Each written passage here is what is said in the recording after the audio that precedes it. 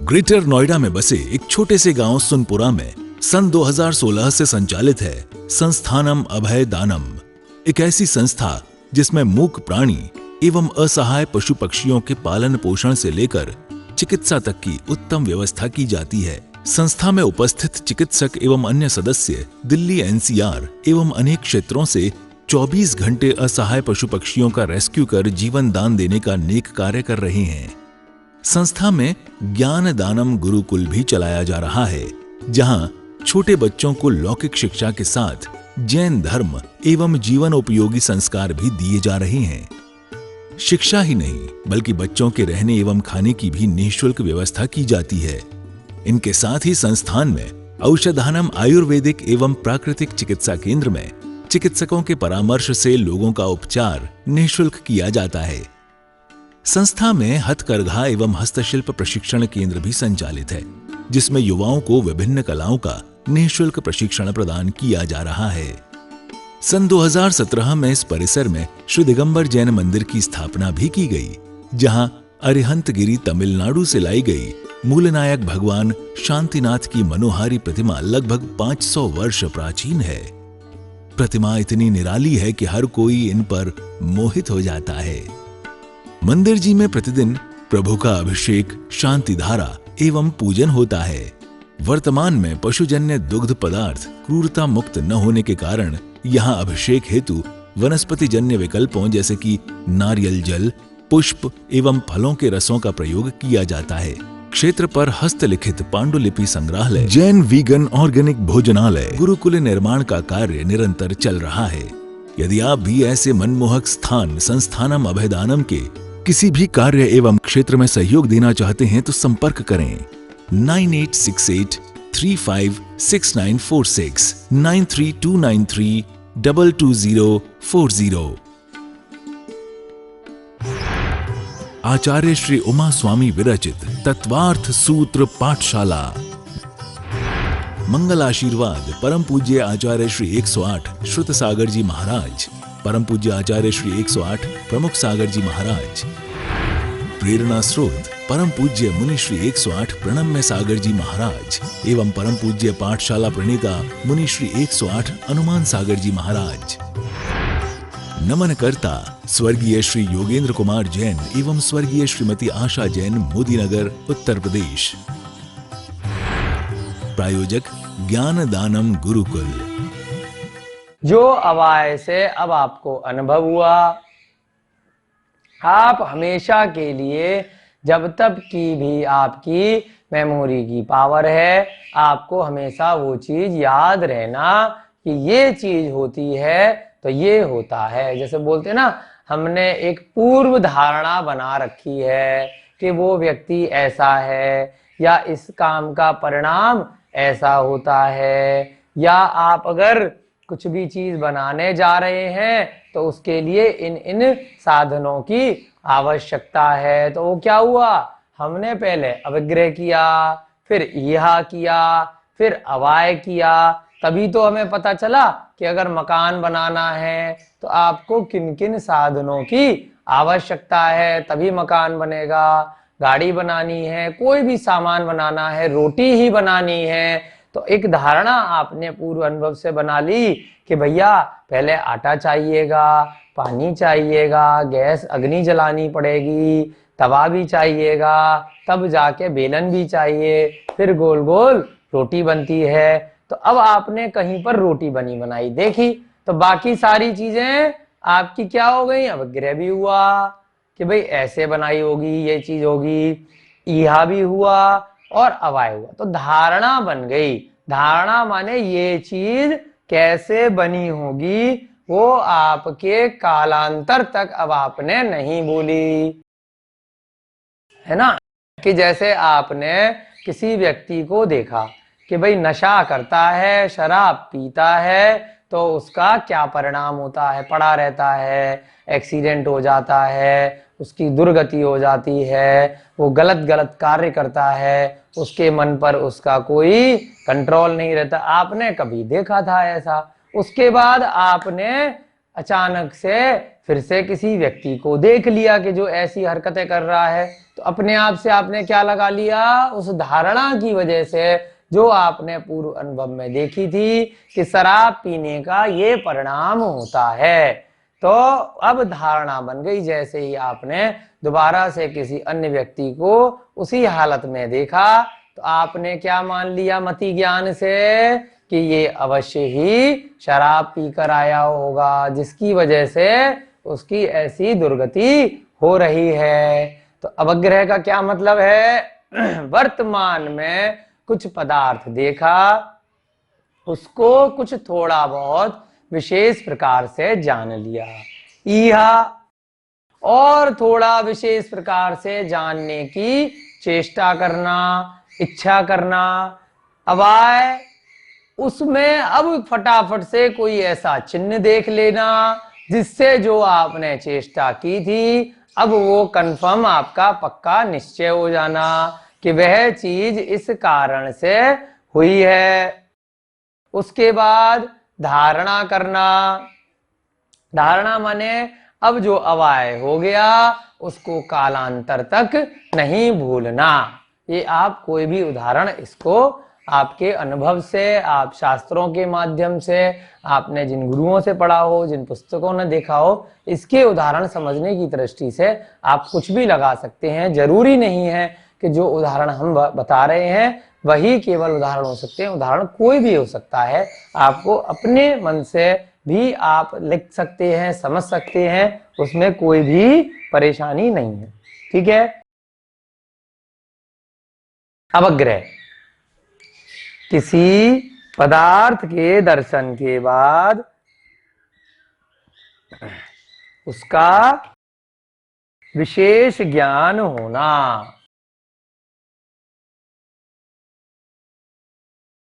किसी पदार्थ के, ये सभी वर्तमान की बातें चल रही हैं क्योंकि मति ज्ञान के भेद चल रहे हैं, और साथ में इंद्रियां भी लगेंगी और आपका मन भी लगेगा।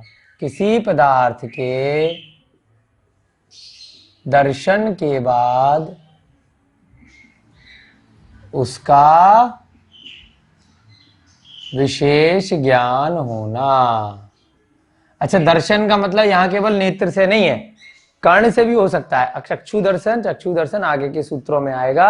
अभी जैसे यहाँ आपकी क्लासेस चल रही हैं, पीछे से आपको हल्की हल्की सी आवाज आती है, तो यहाँ पर क्या है, पीछे बहुत सारे पक्षी हैं, तो पक्षियों की आवाज आती है, यहाँ काफी सारे पेड़ हैं, तो तुरंत हमने देखा नहीं, आपने भी नहीं देखा, तो कान में आपके अचक्षु दर्शन से, कर्ण इंद्रिय से आवाज आई, तुरंत जान लिया, अरे ये आवाज किसकी है, ये आदमी की आवाज तो लग नहीं रही, ये किसकी आवाज लग रही है, पक्षियों की आवाज लग रही है।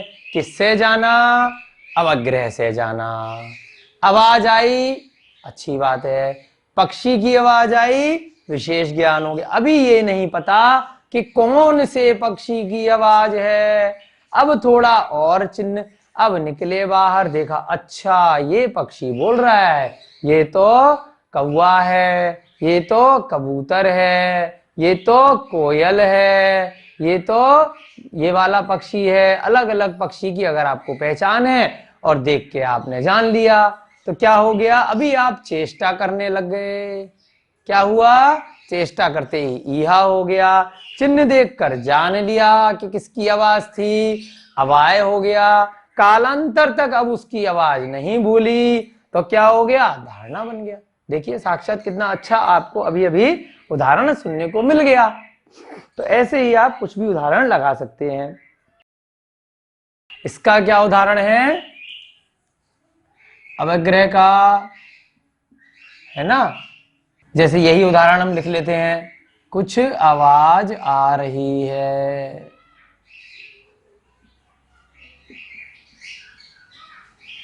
ये आपने पहले जाना। उसके बाद अब विशेष ज्ञान, ये तो पक्षी की आवाज है। उसके बाद ईहा में क्या, और अब ये किस पक्षी की आवाज है, इसको जानने की चेष्टा करना। अवग्रह से जाने हुए पदार्थ को और अधिक विशेष रूप से जानने की चेष्टा करना। अवग्रह से, अभी इतना जान लिया था कि पक्षी की आवाज थी। अवग्रह से जाने हुए पदार्थ को और अधिक जानने की चेष्टा करना।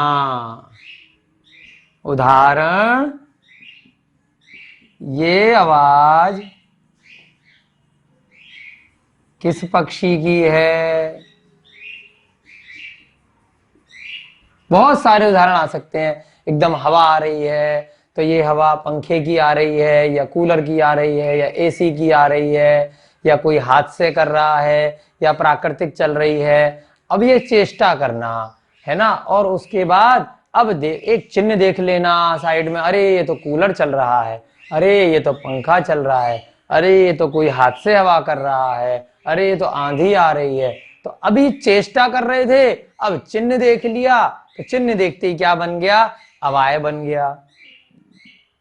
अवाय में जो इच्छा करी थी, विशेष चिन्ह देखकर उस बात का पक्का निश्चय हो जाना। कोई विशेष चिन्ह देखकर अवाय में जो चेष्टा करी थी उसका पक्का निश्चय हो जाना या उसका उत्तर मिल जाना। अवाय में जो चेष्टा की थी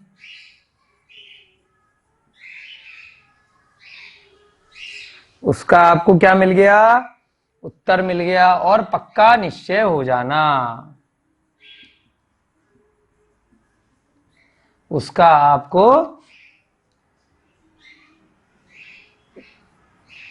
उत्तर मिल जाना और का निश्चय हो जाना कि हाँ यह चीज वही है। क्या उदाहरण है? कि चिन्ह देखकर आपको पक्षी की पहचान हो जाना। पक्षी को देखकर उसकी पहचान हो जाना कि यह कोयल की ही आवाज है। ठीक है। या हमने जैसे हवा का उदाहरण लिया, हमने रंग का उदाहरण लिया कि ये किस कंपनी का है, आपने चिन्ह देख लिया तो उससे आपको पंखे का, अलमारी का कंफर्म निश्चय हो गया कि ये इसी कंपनी ने ये पंखा बनाया है। धारणा, अब कालांतर तक वह चीज नहीं भूलना कि ये पक्षी तो ऐसी आवाज करता है ना, या ये कंपनी का इस प्रकार का पंखा होता है। अवाय से जो निश्चय हुआ उसको कालांतर तक नहीं भूलना। अवाय से जो आपने निश्चय किया, जो निश्चय हुआ, कालांतर माने एक अच्छे लंबे समय तक आपको नहीं भूलना, एक धारणा बना लेना। जो निश्चय हुआ उसे कालांतर, कालांतर का मतलब एक निश्चय समयावधि तक नहीं भूलना, है ना। कुछ समय तक या निश्चय समयावधि को कालांतर बोलते हैं। तक नहीं भूलना। आया आपके समझ में? बहुत डिफरेंट शब्द हैं लेकिन बहुत ही सरल तरीके से आपको आराम आराम से समझाने का प्रयास कर रहे हैं, क्योंकि एक बार आप अधिक समय लगाकर इसको समझ लेंगे तो आप ये चीज भी कालांतर तक नहीं भूलेंगे। क्या नहीं भूलेंगे? अवग्रह क्या होता है, ईहा क्या होता है, अवाय क्या होता है। धान लोग याद कर लेते हैं, सूत्र की परिभाषा समझ लेते हैं, लेकिन वो अंदर से उसको फील नहीं कर पाते कई बार कि ये मतलब क्या था। रटने का काम नहीं है। आप लोग पतली पतली पुस्तकों से पढ़ते हैं, बड़े बड़े ग्रंथों से भी उसकी टीकाएं पढ़ लेते हैं। हमने भी पढ़ने का बहुत प्रयास किया, परंतु जब हमने अपने गुरुओं से है ना। खास तौर से हमारे अनिकांत जैन सर, वीर सागर जैन सर ने जो बहुत ही सरलात्मक तरीके से, है ना, और हमारे पडम सागर महाराज जी ने भी सिखाया, और भी कई गुरुओं से हमने सीखा। तो जब उन्होंने अलग अलग उदाहरणों के माध्यम से, है ना, स्वर्गीय बैनाड़ा जी की भी हमने क्लासेज अटेंड करी पूरी, तो हमने उदाहरणों के माध्यम से इसको समझने का प्रयास किया। और वही हमने भी कोशिश कर रहे हैं यहाँ पर कि आपको बहुत ही सरलात्मक तरीके से ये चीजों का मतलब पता होना चाहिए। केवल लेकिन उदाहरण में नहीं अटकना है। उदाहरण केवल आपको व्यवहार की दृष्टि से समझाने के लिए है। मूल उद्देश्य हमारा है इन सभी चीजों को हमें अपनी आत्मा में समझना है कि भाई ये उदाहरण तो व्यवहार के हैं। तत्वार सूत्र का मूल उद्देश्य है मोक्ष की प्राप्ति। मोक्ष सूत्र इसलिए इसको बोला कि जो भी अब हम आगे कर्म पढ़ेंगे तो इस कर्म का ये फल होता है, ऐसे व्यक्ति कर्म करने से ये परिणाम भुगतने पड़ते हैं। तो ये धारणा हमें शास्त्रों के माध्यम से बनानी है। तो हमें उन पाप कर्मों से बचना है। तो ये हमें सीखना है। अवग्रह, ईहा, अवाय और धारणा। जल्दी से रिवीजन कर लेते हैं, उसके बाद अगला सूत्र लिखेंगे। समय आपका ज्यादा ले लिया है आज हमने, तो अगले सूत्र की चर्चा हम कल करेंगे, परंतु आज लिख लेंगे। चलिए, तदिंद्रिया निंद्रिय निमित्तम, वह जो मति ज्ञान है पांचों इंद्रियों से और साथ में मन की सहायता से होता है। ये मति ज्ञान 4 प्रकार का होता है। अवग्रह, ईहा, अवाय और धारणा। किसी पदार्थ के दर्शन के बाद उसका विशेष रूप से ज्ञान हो जाना।